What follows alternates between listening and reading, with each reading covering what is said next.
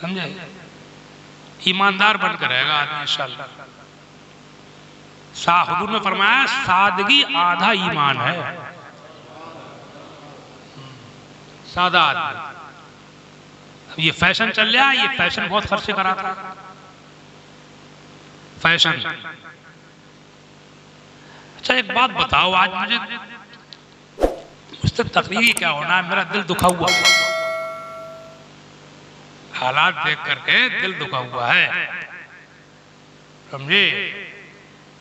हम लोग सहाबा की, बुजुर्गों की, इमाम हुसैन की परेशानियां याद करते हैं। उन लोगों ने इतनी परेशानियां उठाई हैं कि उनको पढ़ो और सुनो तो सुनने और पढ़ने में भी आंखों में आंसू आ जाते हैं।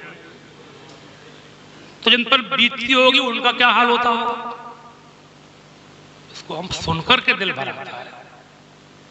जिन पर गुजरती होगी उनका हाल क्या होता होगा। करबला में इमाम हुसैन पर कितनी परेशानियां हुई, तने तनहा अकेले, घर वालों का साथ, औरतों बच्चों का साथ घेर लिए गए। औरतों के सामने उनके बच्चे शहीद हो रहे हैं, घोड़ों से गिर रहे हैं, भूखे प्यासे हैं, तपती धूप है, बेसरो सामानी है, घर से दूर है, समझे आप? कितनी परेशानियां हैं, नन्हे नन्हे बच्चे शहीद हो रहे हैं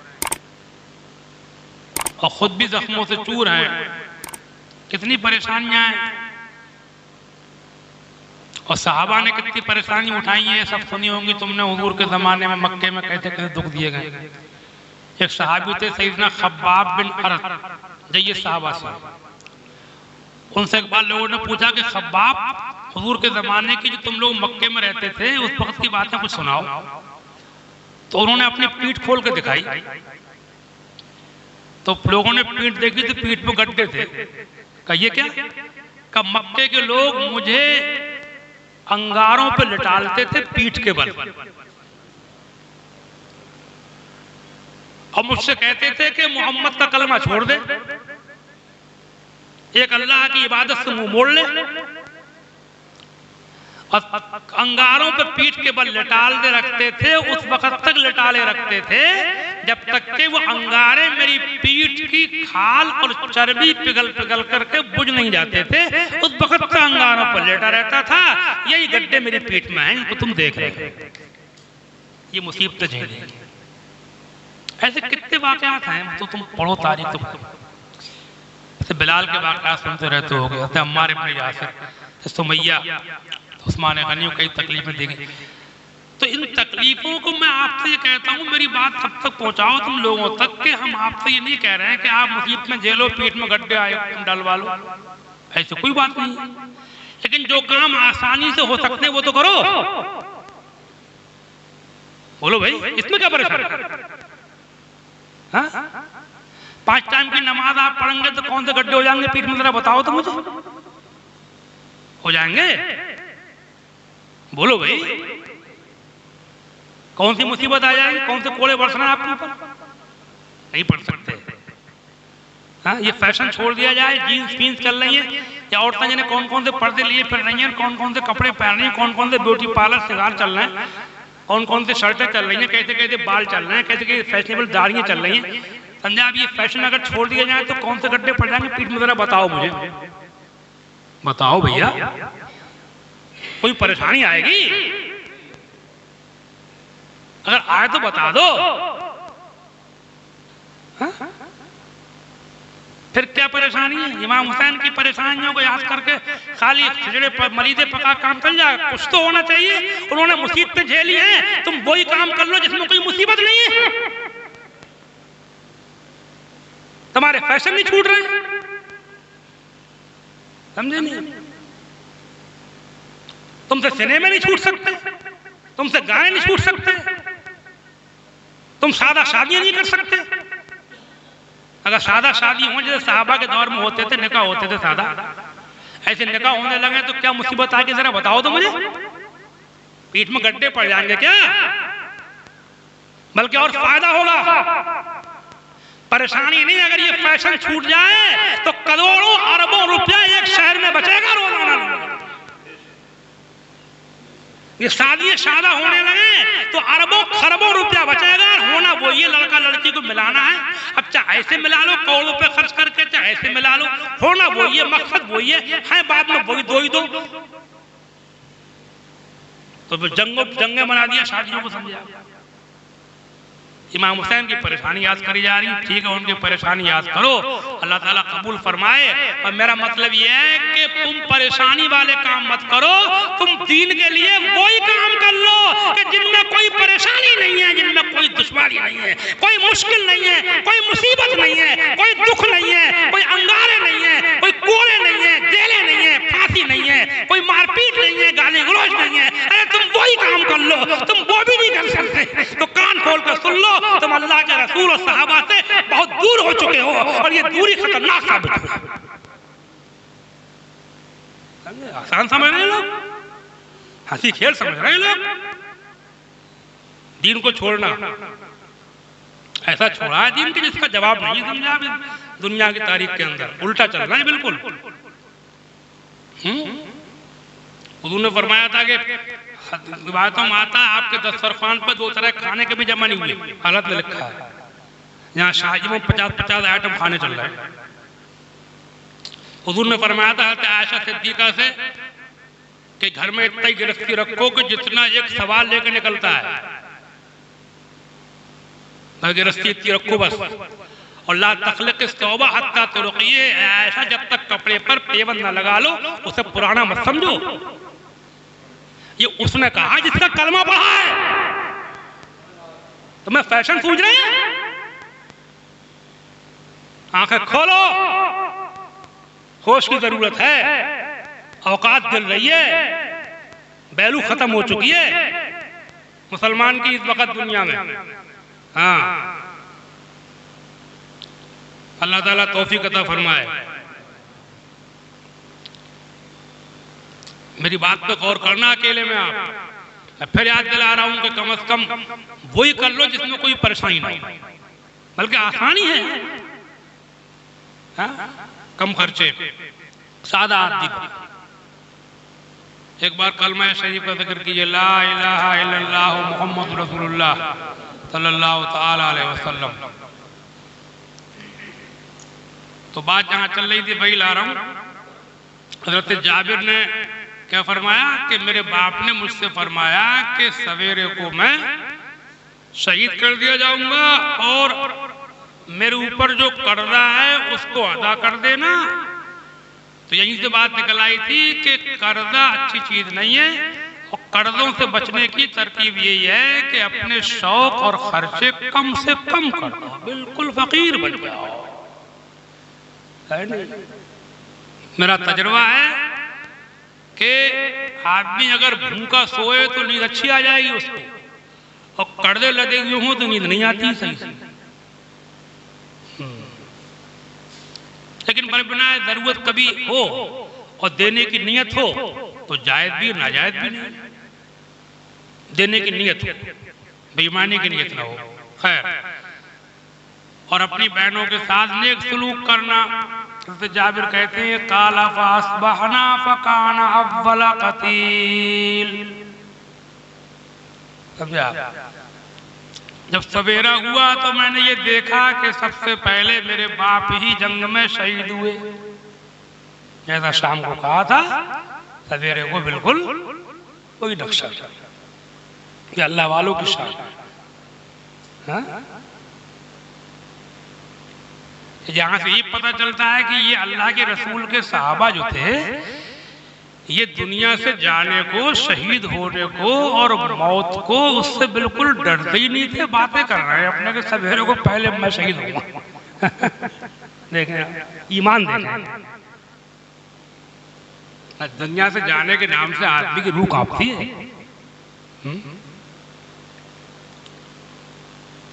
और इनकी बहनें जो थी वो बात में से बात निकलती है, जरा सा वही बताऊं आपको। इन बहनों के साथ में इन्होंने बड़ा अच्छा सलूक किया था हज़रत जाबिर ने। एक रिवायत है, बुखारी में हदीस है। एक मर्तबा हज़रत जाबिर सफर से लौट रहे थे हुजूर के साथ साथ, तो जल्दी कर रहे थे घर आने की। तो उन्होंने कहा जाबिर कैसी जल्दी? कब मैंने नई नई शादी की है। या किससे शादी किए, कुंवारी लड़की से किए या उम्र दराज किसी औरत से, बेवा से या मुतल्लका से? कि मैंने तो कुंवारी से नहीं किए, एक औरत से मैंने शादी की है। कुंवारी से क्यों नहीं की? हुजूर ने फरमाया, तो बोले कि मैंने इसलिए नहीं की कि मेरे घर में मेरे बाप बच्चियां छोड़ गए, मेरी बहनें, तो मैं किसी जवान लड़की से शादी कर लेता तो वो उन्हीं के रंग में रंग जाती है। मैंने एक औरत से शादी की जो मेरी बहनों की देखभाल करती है। समझा? हदीस है ये बुखारी में। अपने बाप की वसीयत का इतना ख्याल रखा कि जवान कुंवारे होकर के एक औरत से शादी की ताकि बहनों की देखभाल करती रहे, उनको औरत होगी देखभाल रखे, ये कहाँ जा रही है, कहाँ आ रही है, उन कंगी करना, ये करना, देखभाल रखना, उनकी तरबियत करना। और लड़की से कर लेता, उन्हीं के साथ खेलती रहती वो भी। समझा? एक बार कलमा शरीफ का जिक्र किया, ला इलाहा इल्लल्लाह मुहम्मदुर रसूलुल्लाह सल्लल्लाहु अलैहि वसल्लम। और कर्जे के बारे में, इनके ऊपर जो कर्जा था, इनके वालिद के ऊपर कर्जा काफी हो गया था। तो इनका जो खजूरों का बाग तैयार हुआ, तो खजूरों के बाग का जो खजूरों का ढेर लगा, तो वो कर्जदार जो थे वो आ गए कि मेरा इतना है, मेरा इतना है, मेरा इतना है, मुझे तोल के दो, मुझे तोल के दो, पहले मुझे तोलो, मुझे तोलो। समझा? परेशान कर दिया। इन्होंने देखा कि ढेर कम है और कर्जा ज्यादा है। ये आए हुजूर के पास, या रसूलल्लाह आप चले चलिए, कर्जा लोग परेशान कर रहे हैं। हुजूर तशरीफ लाए। हुजूर ने समझाया उन लोगों को कि भाई जल्दी मत करो, जिसका जो हो जाए वो अभी ले लो, बाकी अगली फसल पर ले लेना। मगर कोई भी हटने को पीछे तैयार नहीं हुआ, कोई तैयार नहीं हुआ कि पहले मुझे तोलो, मुझे पहले चाहिए। तो हुजूर को जलाल आया, ये भी हदीस बुखारी में है। ये भी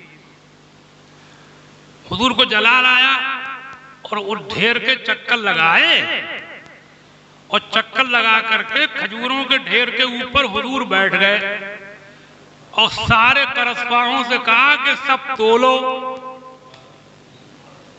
समझे? हदीस में लिखा है, जैसे जाबिर कहते हैं कि वो ढेर के मैं समझ रहा था कि ये कर्जा कई साल में मेरे बाग से पूरा ना होगा। हुजूर ने चक्कर लगा के ढेर पे बैठ गए और सारे कर्जपाओं ने अपनी अपनी खजूरें तोल ली और ढेर जैसा था वैसा ही का वैसा। ये सब हदीसें हैं। वो कमाल हुस्न हुजूर है कि गुमान नक्श जहां नहीं। वो कमाल हुस्न हुजूर है कि गुमान नक्श जहां नहीं। यही फूल खार से दूर है, यही शम्मा है कि धुआं नहीं। दो जहां की बेहतरियां नहीं के अमान ये दिलो जान नहीं। कहो क्या है वो जो यहाँ नहीं, मगर एक नहीं के वो हाँ नहीं। खैर, एक बार दुरूद शरीफ पढ़िए, अल्लाहुम्मा सल्ली अला सय्यिदिना मुहम्मद मुबारक वसल्लम। तो हज़रत जाबिर कहते हैं कि सवेरे को जब मैंने देखा, फकाना अव्वल कतीलिम मिम्मन युक्तलु मिन अस्हाबिन नबी सल्लल्लाहु तआला अलैहि वसल्लम। हुजूर के जानिसारों में जितने लोग शहीद हुए, उनमें सबसे पहले मैंने देखा कि मेरे बाप ही शहीद हुए। दफन तो माहू आखर, फिर मैंने उनको एक दूसरे आदमी की कब्र में दफन कर दिया। जंगे उहद में मुसलमानों का नुकसान काफी हुआ था, काफी लोग शहीद हो गए थे। कफन दफन की परेशानियां हुई थी, एक एक कब्र में कई लोग दफन किए गए थे।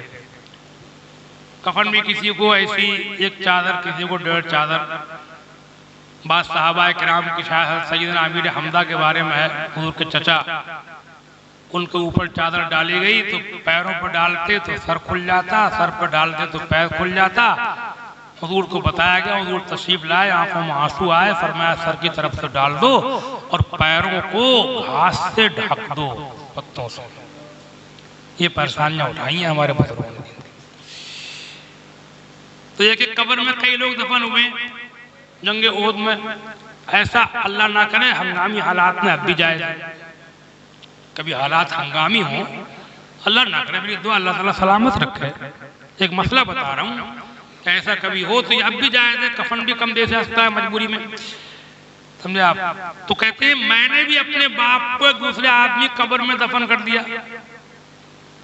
सुम्मा लम ततिब नफ्सी फखरजतहु बादा सित्तति अशहुरिन फखरजतहु बादा सित्तति अशहुरिन। फिर मुझको ये बात अच्छी न लगी कि मेरे बाप अब्दुल्ला किसी और की कब्र में हों। फखरजतहु बादा सित्तति अशहुरिन, तो 6 महीने के बाद मैंने कब्र को खोद करके निकाला। कितने दिनों के बाद? 6 महीने।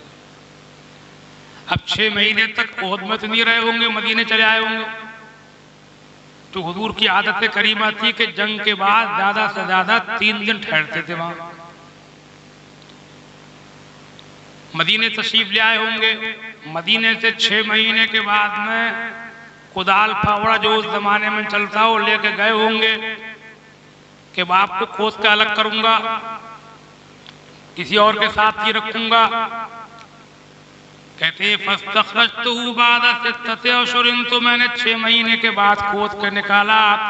फइज़ा हुवा कयौमिन बदातहु गैरा उज़निही, तो मैंने देखा कि वो 6 महीने के बाद में ऐसे रखे हुए थे कि जैसे कि आज ही दफन किया हो।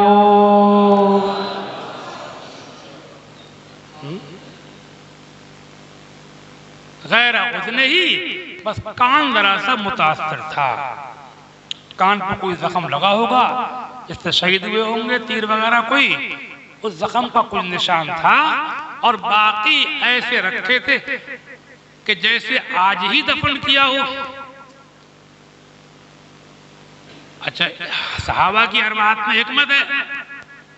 कोई मुनकिर ये कह देता कि उन्होंने अपने बाप को 6 महीने के बाद में पहचान लिया होगा किसी जरिए से, लंबाई से, कदो कामत से, अगर वो कह देते कि 6 महीने के बाद मैंने निकाला, कोई कहता कि कैसे पहचाना 6 महीने के बाद, तो कह देते कदो कामत से, किसी तरीके से अंदाजा लगा लिया होगा।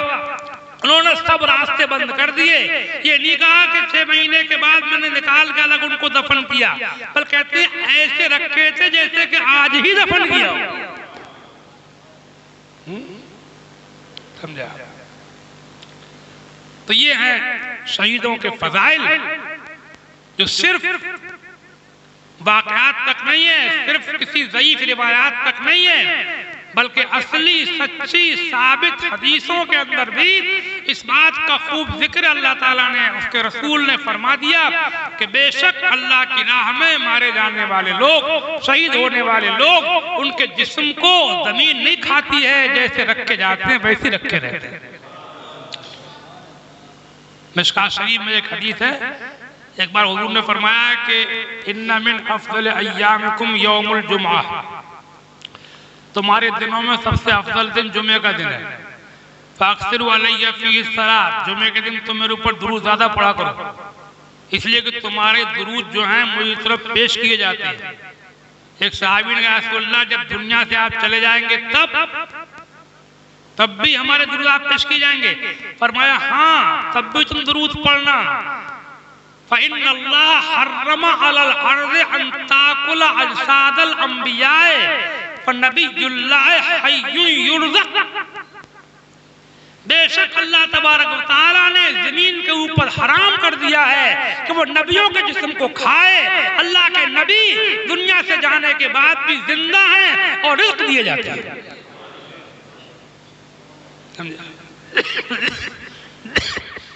तो ये शहीदों के मर्तबे अंबिया किराम के लिए तो है, और शहीदों की भी ये शान है जो बुखारी की हदीस से आप सुनी।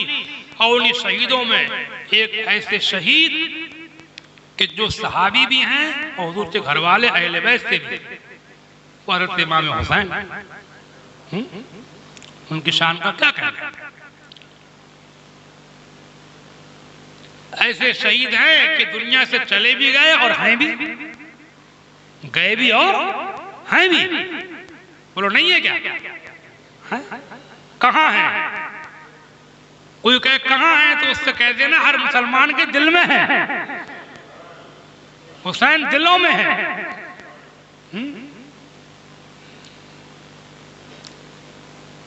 मगर मैं जाते जाते ये बताया जा रहा हूं कि लेकिन अब जो है मामला उल्टा हो गया। बजाय इमाम हुसैन के वाक़यात से सबक लेने के बजाय उसको जो है वो तमाशों में तब्दील कर दिया। समझे?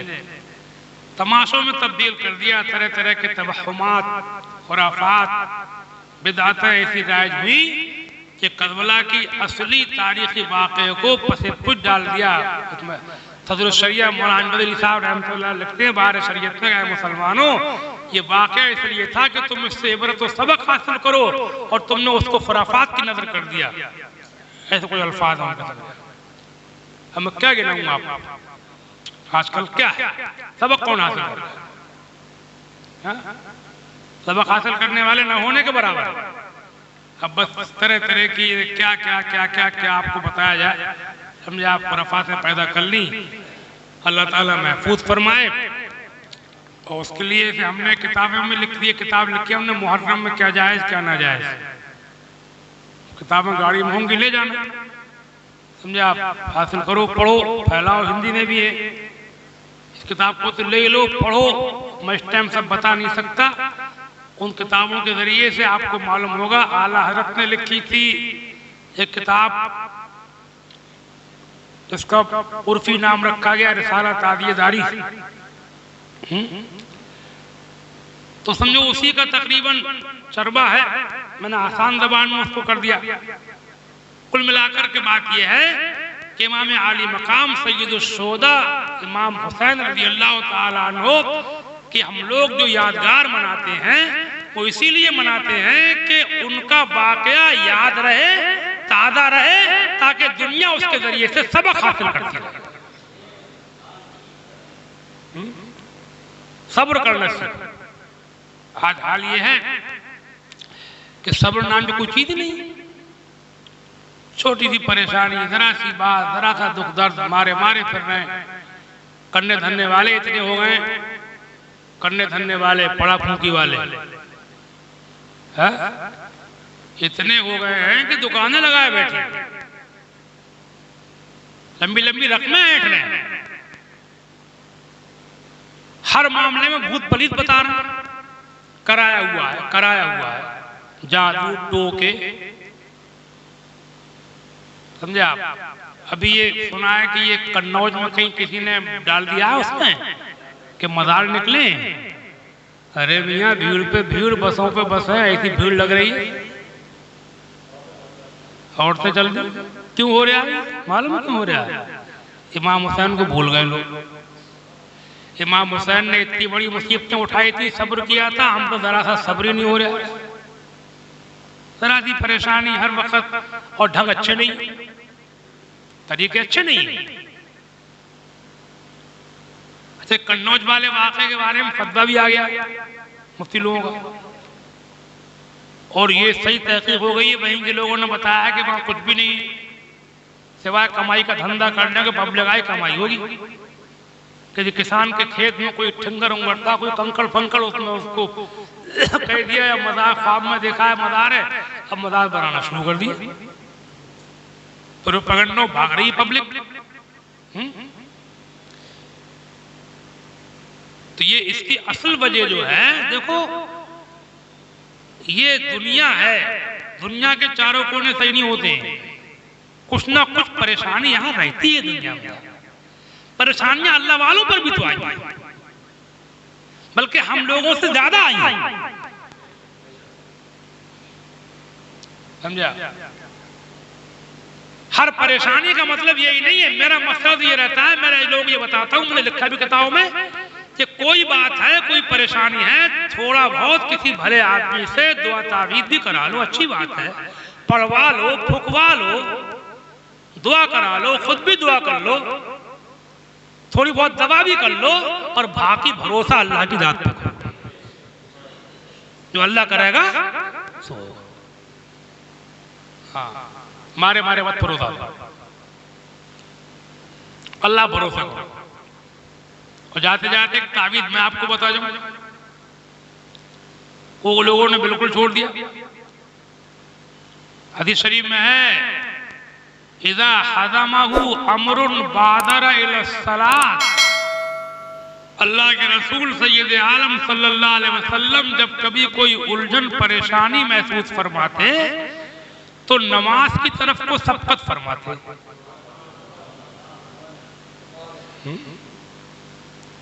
हुजूर जब कोई उलझन महसूस फरमाते तो नमाज शुरू कर देते। 5 टाइम की नमाज तो फर्ज है ही, उसके अलावा मतलब जब देखो दिमाग परेशान हो रहा है, उलझन मालूम हो रही है, टेंशन है दिमाग में, घबराहट हो रही है, वुजू करो, मुसल्ले पर नफल पढ़ना शुरू कर दो, खूब पढ़ो, पढ़ते ही रहो, या तो इंशाल्लाह दिल हल्का होगा, वरना सवाब तो मिल ही रहा है, खुदा की इबादत तो हो ही रही है। अरे मुसल्ले पे अगर मर भी गए तो मौत भी अच्छी, जिंदगी से मौत अच्छी है।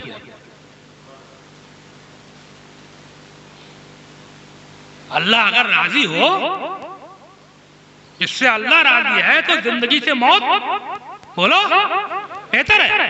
यहां तो परेशानी है, और मोमिन के लिए मरने के बाद कोई परेशानी नहीं। नमाज पढ़ो, दुआ करो अल्लाह से, और कोई भले लोग मिल जाए अच्छे भले तो उनको कुछ दुआ ताबीद भी करा लो, पढ़ापढ़ी भी करा लो, समझे नहीं, कोई नाजायज नहीं है। ज्यादा फिरना, ज्यादा मारे फिरना, जो औरतें वो उस पर करा के ला रही है, वो उस पर करा के ला रही है, सर में दर्द भी हो गया तो कह रही है किसी ने करा दिया, समझे नहीं, बुखार आ गया तो किसी ने करा दिया, कारोबार खराब हो गया तो किसी ने करा दिया, हर मामले में करने धरने चल रहे हैं।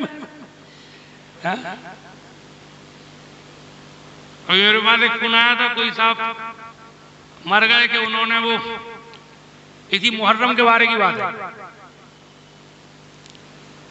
कि वो किसी ने मसला बता दिया कि मुहर्रम वाले दिन बकरा मुर्गा नहीं काटना चाहिए। एक आदमी मुर्गा का काम करता था, मुर्गा को सब काम करता है, और मुहर्रम वाले दिन किसी ने फतवा दे दिया कि वो मुर्गा नहीं काटना चाहिए, बकरा नहीं काटना चाहिए। तो उसने मुर्गा काटा, दुकान थी उसकी, उनने मुर्गा काट के बेचा। वो उसके बाप का 4-5 महीने के बाद में इंतकाल हो गया, तो कई दिन मुर्गा काटा था, इसमारे तरह बाप मर गया, समझे नहीं। अब मेरे पास फोन किया तो मैंने कहा अच्छा तुम्हारे बाप तो मुर्गा काटने की वजह से मरे, और दुनिया में जो लाखों लोग मरते हैं इनके बेटों ने किस किसने मुर्गे काटे? अभी ये कोरोना में लाखों पटरे फिर गए, इन्होंने सब मुर्गे काटे थे, इन्होंने सब ऐसी बातें फैलाते हैं बिला वजह की, खुराफातों वाली बातें। मौत तो बारह है, कोई बहाना बनता है उसको, और ये बात भी गलत है मसले के रूप से। 10 मुहर्रम को मुर्गा नहीं काटना चाहिए, गोश्त नहीं बेचना चाहिए। 10 मुहर्रम गोश्त नहीं बिका, खिचड़ा कहाँ से बनेगा बताओ मुझे? खिचड़ा गोश्त से तो बनता है। ये कौन कौन सी बातें चल रही हैं? 10 मुहर्रम को, मुहर्रम के महीने में ब्याह शादी ना करो, मुहर्रम के महीने में चूल्हे न जलाओ, मोहल्ले के महीने में चारपाई खड़ी कर दो, हरे कपड़े, हरी टोपी, ये सब अलम वगैरह सब ये हमारे बुजुर्गों ने, आला हज़रत ने सबने मना किया है। समझे नहीं, किताब में देख लीजिए, फतवे हैं सब, समझे। गम मनाने की भी गम मनाने को भी मना किया है। हम लोग गम नहीं मनाते, हम लोग यादगार मनाते। हाँ, गम हो जाए तो जाए, गम किसी भी दुनिया से जाने वाले का 3 दिन से ज्यादा गम मनाने को हदीस में मना आया है। सिर्फ बीवी के लिए इजाजत है कि 4 महीने 10 दिन शौहर का शोक मनाए, हदीसें हैं ये। तो ये हम लोग जो मनाते हैं, राफजी गम मनाते हैं, खारजी खुशी मनाते हैं, और सुन्नी ना गम मनाते हैं ना खुशी मनाते हैं, सुन्नी तो यादगार मनाते हैं। गम का बात है, हाँ गम हो जाएगा, कोई वाकया सामने आया, कोई बात सामने आई, दिल भर आया, आंसू निकल गया। मतलब एक तो होता है कसदन गम वाले काम करना, जानबूझ के ऐसे काम करना, गम वाले कपड़े पहनना, ये गलत है। या कोई गम वाला काम करना, चूल्हा न जलाना वगैरह वगैरह। और एक होता है अज खुद गम का हो जाना। तो गम हो जाने को तो हमारे उलमा ने जायज कहा है, लेकिन गम मनाने को नाजायज कहा है। गम हो जाए तो ये मोमिन की शान है, और जानबूझ के गम वाले काम करने से मना फरमाया गया। समझे आप? एक शायर ने कहा था ना,